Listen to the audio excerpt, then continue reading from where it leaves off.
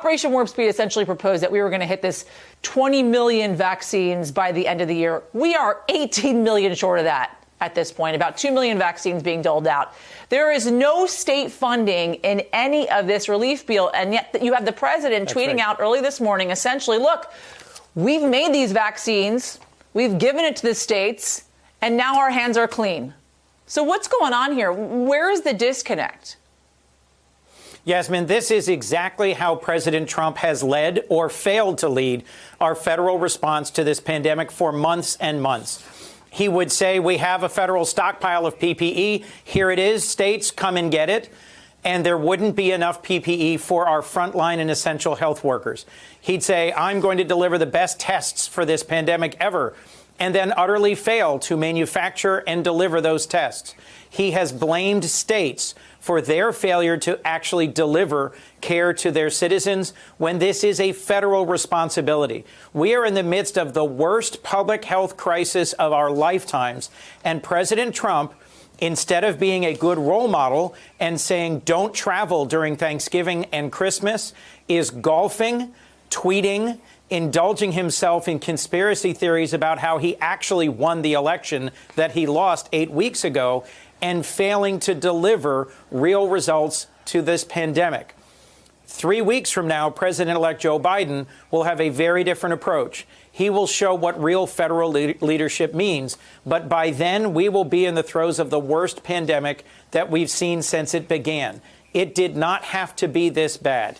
We should have funded a national response to this pandemic months and months ago. It is beyond frustrating that there is this last moment political theater by Trump, who, after being absent from negotiations for weeks after the bill passed, suddenly reverses himself and demands $2,000 checks, which his own Secretary of the Treasury did not support in negotiations, and the Republicans in the Senate did not support.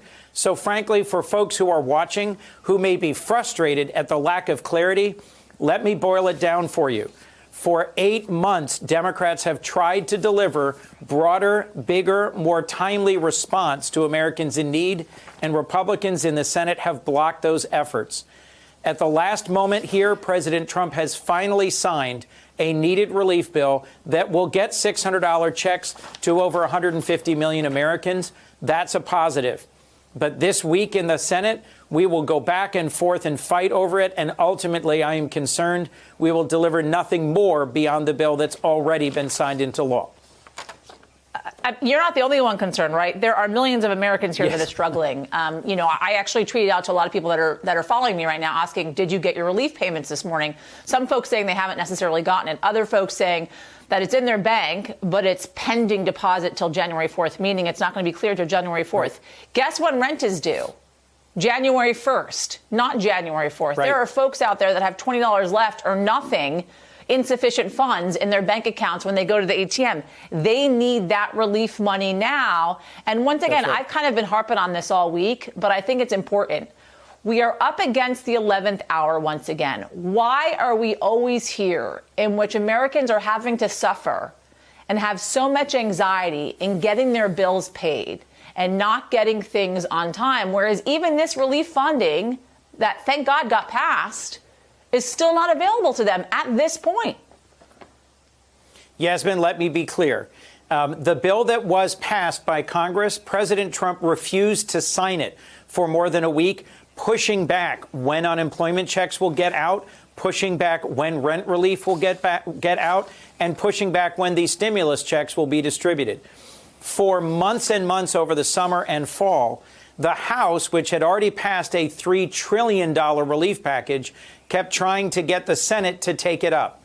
The Senate is run by Republicans. Majority Leader Mitch McConnell refused to take up a package of more than $500 billion.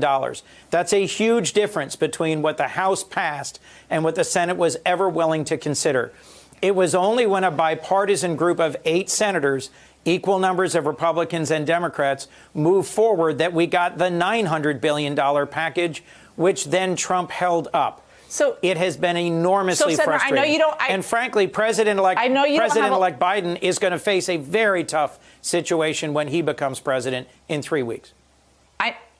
I know you don't have a lot of time left, so I do want to look ahead for just one moment. What is the plan come January 20th if Democrats don't have control of the Senate? Because at that point, what incentive does Leader McConnell have to help get legislation through that Democrats think is going to benefit Americans? He'd like to look towards 2022 and see a Democratic massacre, quite frankly. And he could feasibly get that if the Biden administration cannot get legislation pushed through.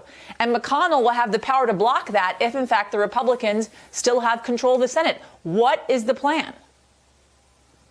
Yasmin, that's exactly why the Georgia special election next Tuesday, where there are 2 Senate seats at stake, is so crucial.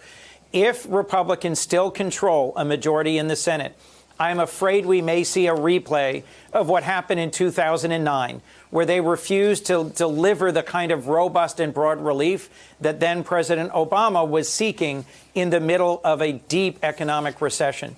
The failure to get that kind of relief out of the Congress is in large part what led to the loss of control of the House by Democrats in 2010. We could easily see a replay of that scenario if Mitch McConnell is able to continue blocking more relief. The bill that we just passed is only a 3-month relief package. It's not what we really need to deal with folks facing eviction, job loss, hunger, and homelessness. We need to do more. And my hope and prayer is that Republicans will finally see the need for us to deliver the aid the American people deserve. Hey there, I'm Chris Hayes from MSNBC. Thanks for watching MSNBC on YouTube. If you want to keep up to date with the videos we're putting out, you can click subscribe just below me or click over on this list to see lots of other great videos.